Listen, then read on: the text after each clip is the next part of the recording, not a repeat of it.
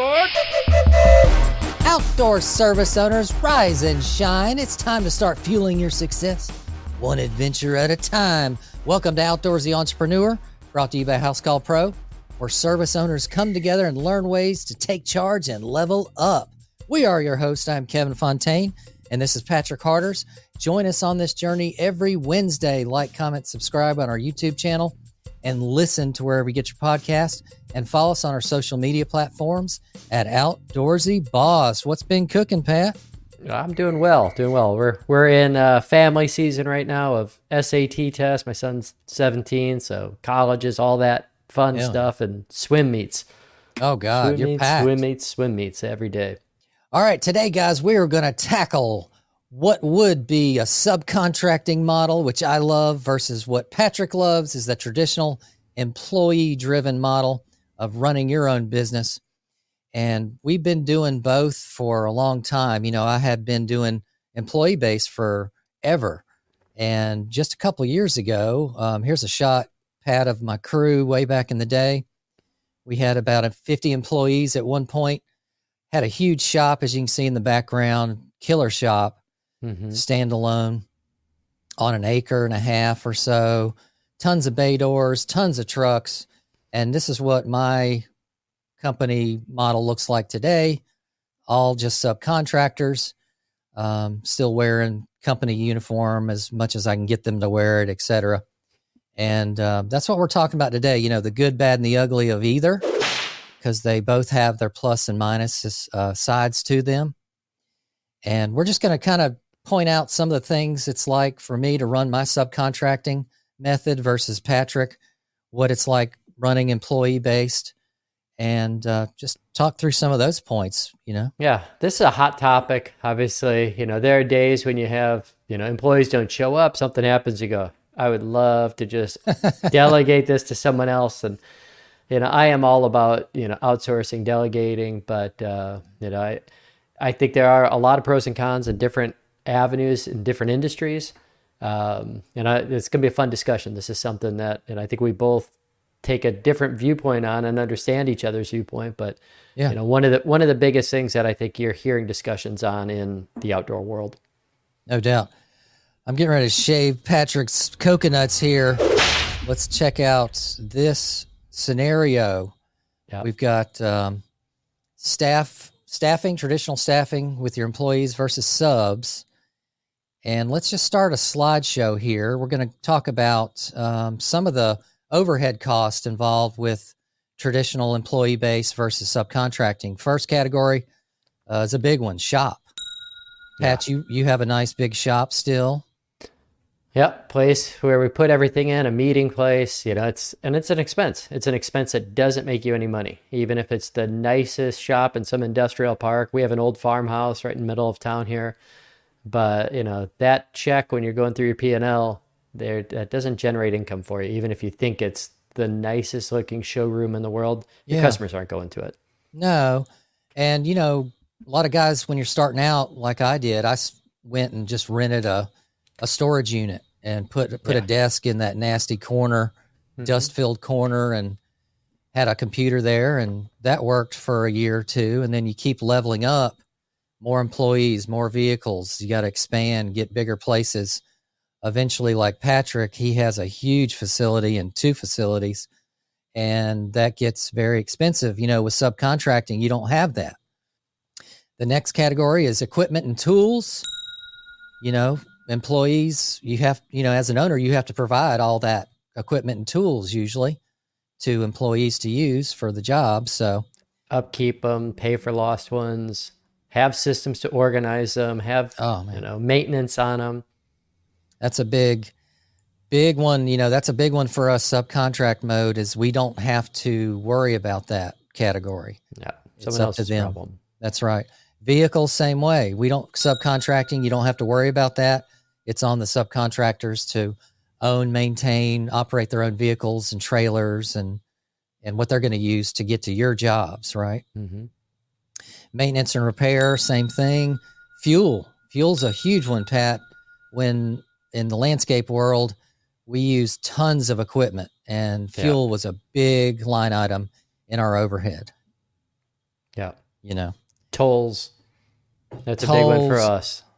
Yeah, you get highway tolls. Oh, yeah, we've got some that are $30 a pop. No way. Yeah. Oh, because of the weight? No, it's Oh, just Northern Virginia. That's what we did wow. is traffic was so bad that they decided to do these tolls, and the heavier traffic is, the more expensive it is. So Yeah, the model of the more future. axles. Yeah, the more axles. I know in North Carolina, our quick passes, they bill you according to how many axles you have. Yeah.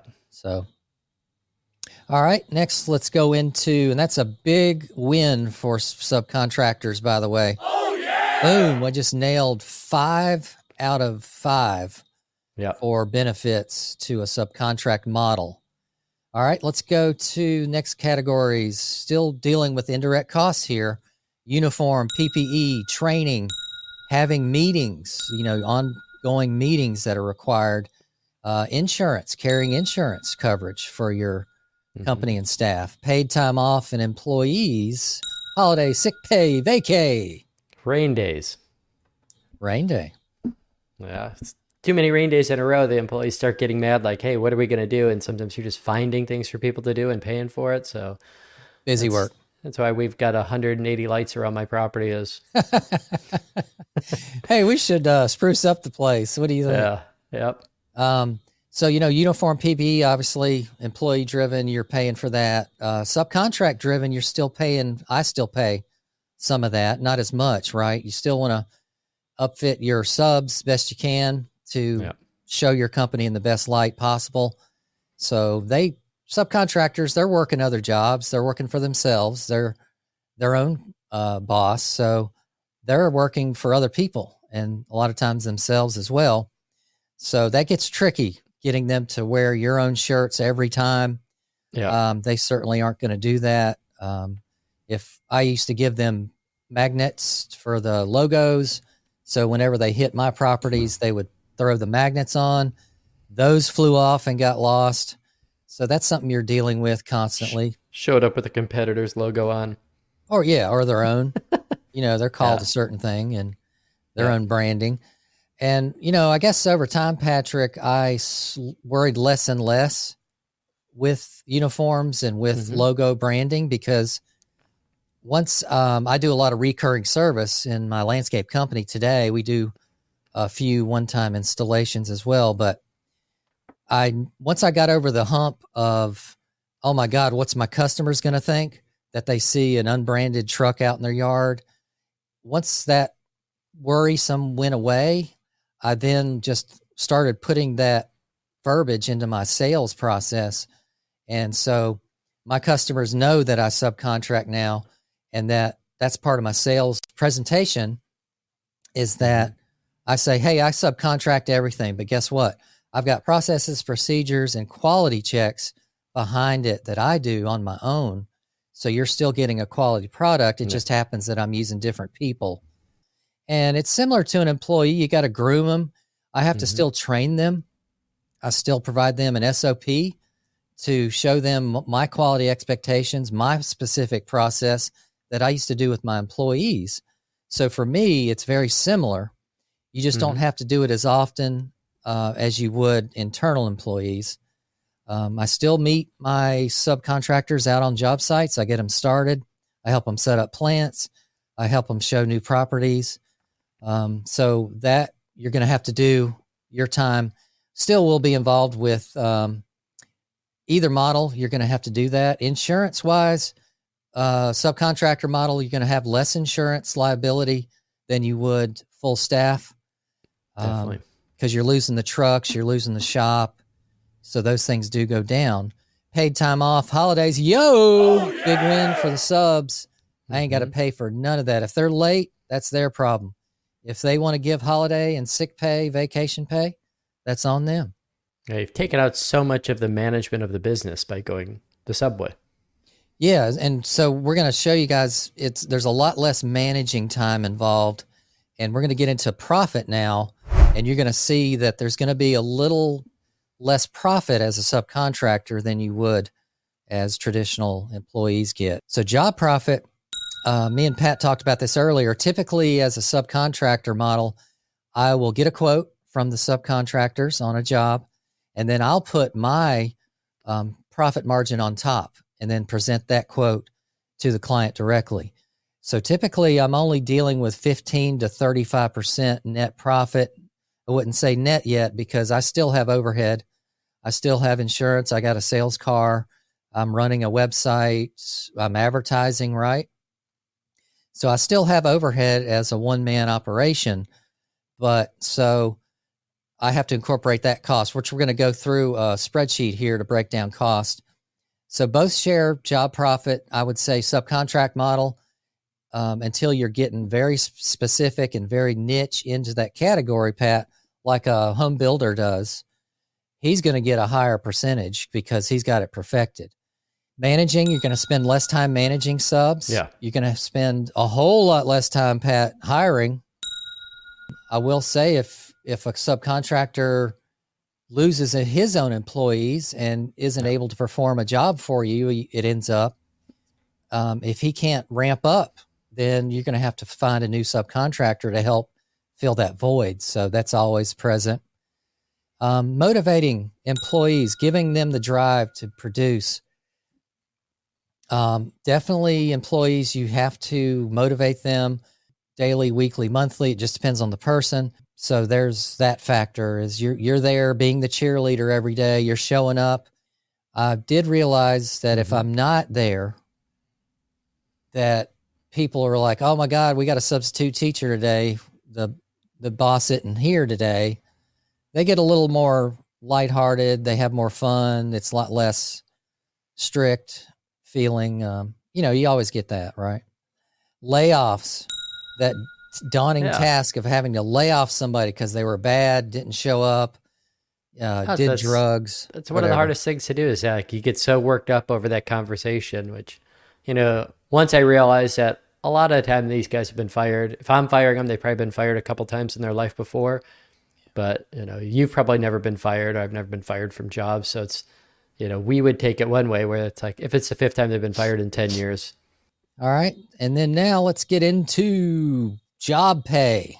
Even when it's not to your standard or it's not completed. Pat, this is a big one. Employees, you have to pay them regardless. It's against the law for you to withhold a paycheck if they're full-time. Oh, yeah. Even part-time, I believe. Don't mess with the pay. You can't hold back their pay. It's illegal. You'll get shut down pretty quickly and fined for that.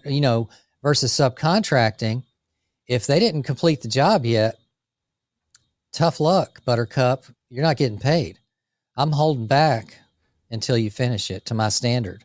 Overtime's a big risk that I see a lot of guys starting off. Like at the beginning, I didn't even think about overtime. Then I talked to a friend. He's like, I had an employee that just tracked it on his own and turned me in after 6 months, and state was all over him. And he's like, it's like 2 hours here, 4 hours there, but huge liability if you're not tracking hours and overtime. With subs, there is no such thing as overtime. Like that's someone else's problem. Yeah, they quote a job for you. They're responsible to uphold their end of the deal. And as an owner, you can do written formal agreements, have the subcontractor send you a written quote. Boom, you've got it in writing. So they can't come back and say, oh, I told you if I needed more material, I could charge you more. No, that's not how it works. You're a big boy. You run your own business. You give me a quote. I'm going to hold you to the quote just as a customer would. Yeah. And we can't do that. And they never come to you asking for more money. They do. They do. They beg and plead sometimes. And if it's a crazy one-off job, I'll feel bad for them. I'll give them a little extra sometimes. Yeah. Production, how fast they want to finish efficiently and move to the next job. I find it impossible back in the day when I was running employees to give them the same light under their ass fire that, hey, we got to get this job finished quick because we've been hit with a lot of rain day delays. And, sometimes you can pull it off with employees and give them an incentive to work a Saturday to squeeze it in. Pat, a lot of times my employees hated me for Saturday work. Yeah. We would have a sign-up sheet that was voluntary on Fridays so I could get a good picture of who's coming in on Saturday. But guess what?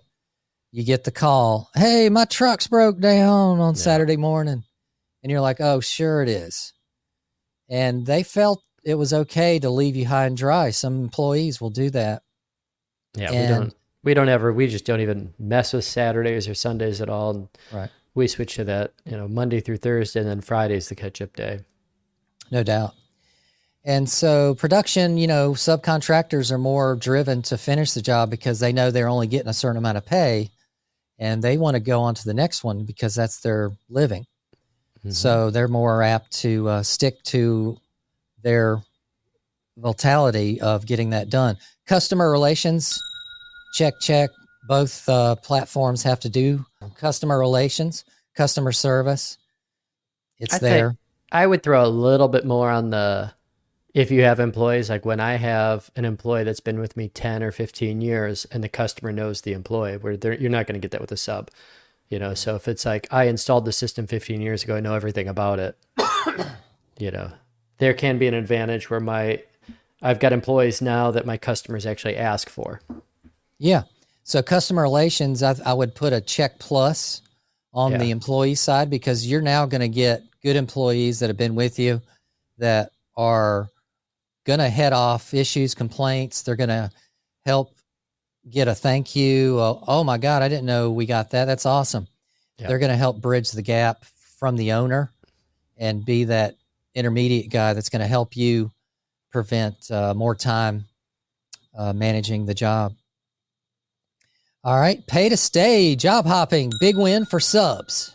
Mm-hmm. Have you ever had people ask you for more money and hey, I got another dollar offer.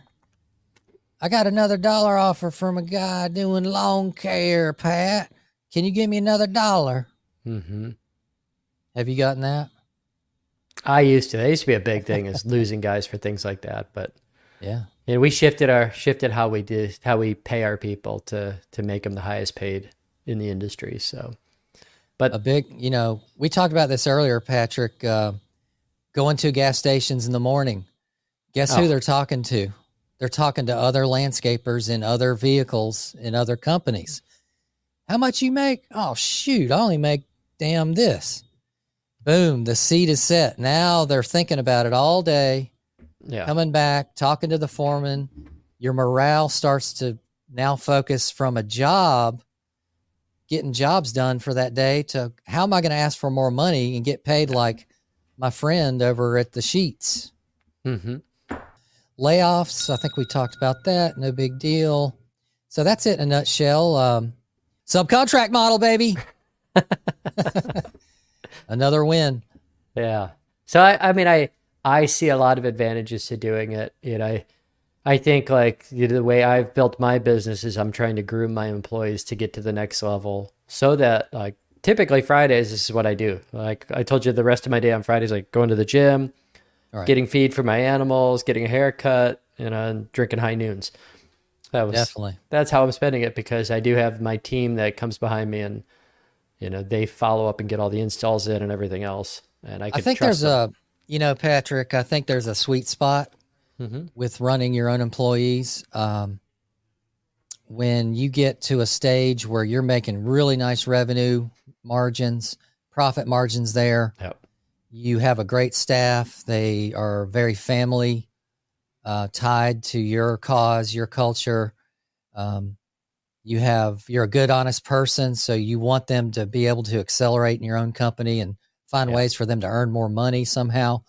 Once you get to that stage, grab a hold of it and kiss it every day, because that is the perfect balance. Once you start, oh my God, if we hire on 2 more crews, we could get this contractor, this builder, this developer to give us. And then now you're bringing new people in who aren't accustomed to the family culture. And then they start reading into, oh my God, he pays Emily $26 an hour. I could do her job. Yeah. That's what happened to me. I got into this infighting, and that's when I had to start creating some kind of career path to limit this. Hey, he said, she said, hey, what about my pay?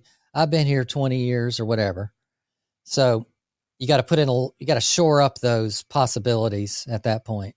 Yeah. And part of it's a mindset, I think. I think when you look at your P&Ls and you start getting into like, how much am I paying this guy, and am I getting the value out of this person, that what they're worth, and what they're actually bringing to the company. I think pay has to be incentivized personally on whatever people are doing. You need to pay people according to the behaviors you want. Right. But I remember talking to an older gentleman, and he gave me an HVAC company, and basically the guy started all his technicians off at a 6-figure income.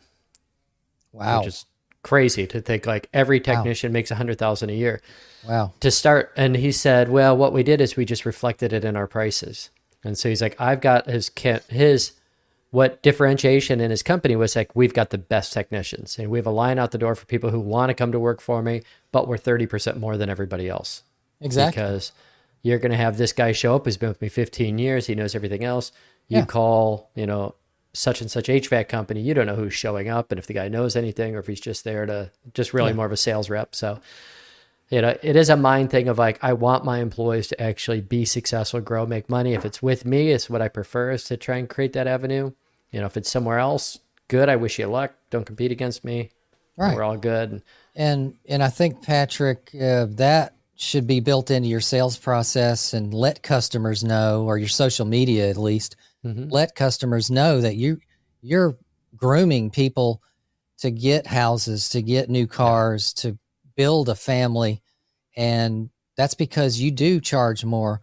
On Google, Patrick, how you can have a $sign listing?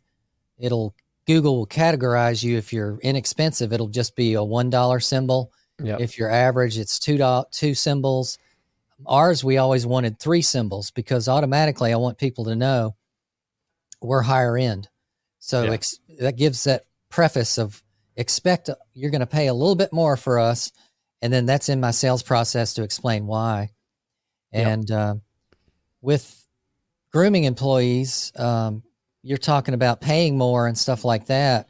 I think the ability to be able to pay more is a part of your structure internally, and what different positions and what different revenue streams can come from that. I know, Patrick, from lighting standpoint versus landscaping or lawn care, you have a lot more opportunities to pay more than we did, because we can't charge but so much to cut grass. Yeah. Right. And so depending on your service that you provide as owners, you're going to be able to ramp up the more you're able to niche and be a local expert in your area, the more you're going to be able to pay your people automatically from the get-go and charge more for that. Definitely. Yeah, I think, when you could do something special, when you are different than everybody else. And it's funny, I saw a guy on social media that cut lawns, but his whole gimmick was that the lines he made were artistic. So he'd do paint, basically like drawings in people's property. He's like, I've got someone paying me to go from Texas to California to come design his lawn in the stripes that last a week. Wow. But I'm like, well, he found something that total niche, but he'd have to go through that lawn like 6 times to make the design he wanted versus, I know when I watch they're done with my property in under an hour every time. Yeah. And you're lucky to get striping, and you can buy the stripe kits, these high RPM lawnmowers are able to shoot a nice stripe for you. And so that's definitely an appeal. And the higher end clients you get, they're going to look for that in their front yard every week. They want those stripes to shine, because that shows you right there automatically a professional service maintaining a property versus a homeowner getting some scrub to do it. Is that little level of detail that is instantaneous every week to help set you apart. So it's a great avenue there. So let's break down some of the profitability. We're going to take a $600,000 scenario of any type of service company. And, we're going to start with 4 employees plus the owner. The owner in this case does not work in the field, at least full time. $600,000 revenue. Let's look at traditional employee base versus subcontracting base. We've talked about this in the earlier slides. We've got fuel, quick passes, general material stock, all kinds of uniforms, vehicle payments, right? You're definitely going to be, all this overhead is definitely going to be higher on your traditional employee driven. Yes. Subcontract mode is going to be a lot less. You're still going to have some of the same numbers side to side here. You're going to have an owner's salary, which should be the same.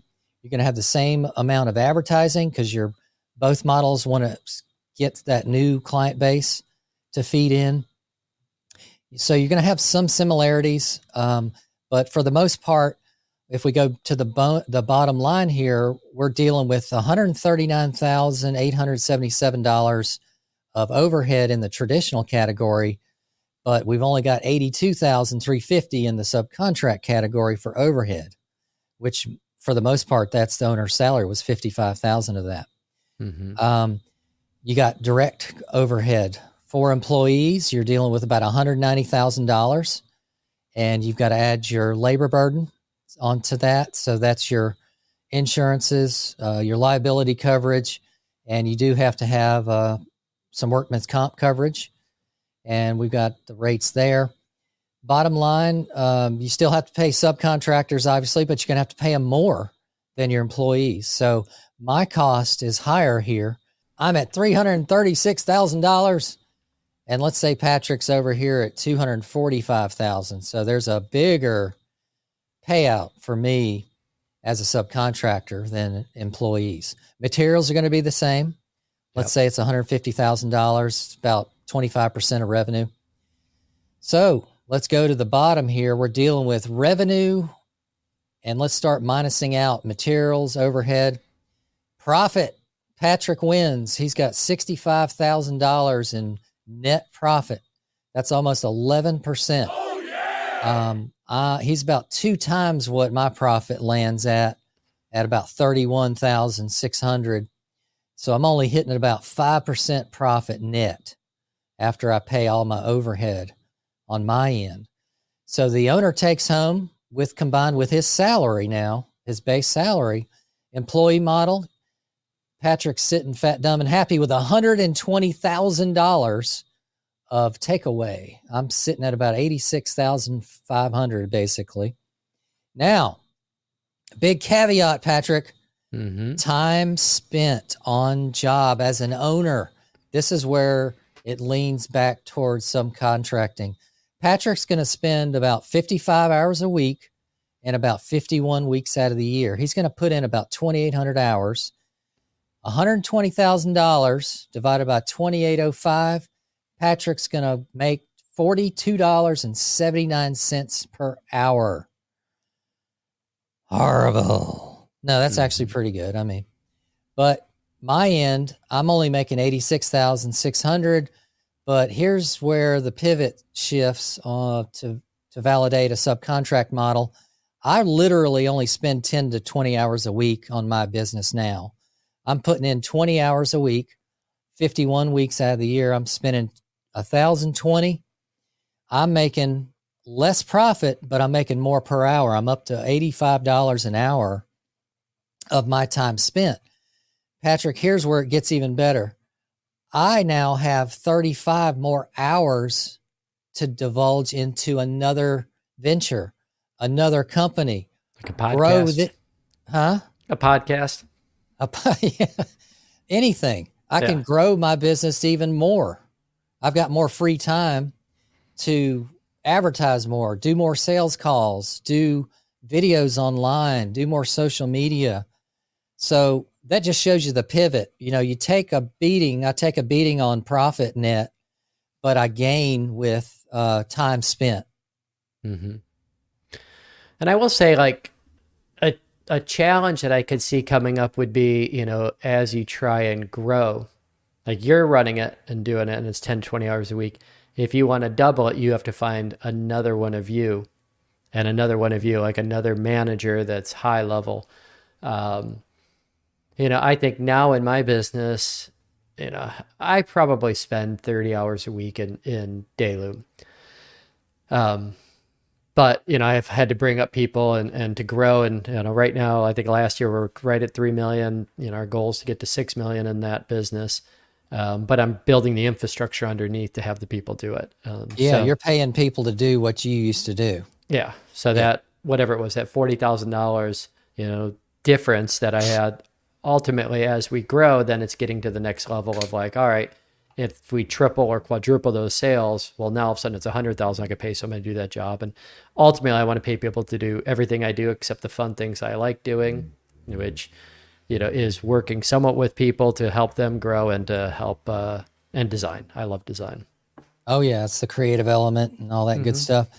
One thing, Patrick, I want to bring up something not fun for my workers, but this is something we discovered the other day. This is a tools left at the job. Yeah, tools showing the scale of this gigantic piece of concrete buried underneath the soil on a planting job. And if we didn't have great contract verbiage to tell the clients ahead of time, hey, anything unearthed, non-discoverable from quotation, if we discover something buried under the ground, you are responsible, ma'am or sir. And this was such a saving grace that I had that in my contract, because now we found this big old 1/2 ton, like a 1/2 ton piece of concrete, which looked like an old basketball footer. Yeah. Basketball goal. How many hours did that take you to get out? A lot, because we didn't have any machinery here. This was a hand done job by hand planting. So we had to probably spend 2 hours, 2 guys getting this out of the ground. And then we backed up the trailer and lugged this damn thing on with a tree cart, a ball cart that carries trees by hand. And then we had to dispose it at the landfill, and that's extra time. So luckily we had it in our contract verbiage that we could get reimbursed for this. Obviously you don't want to overcharge for this activity, but you do want to at least break even on something like this. But it's just a kind of a fun picture. You didn't try and drill a hole through it, make a waterfall, and make it a feature focus. A big old slab of gray concrete, right? Yeah. Construction debris.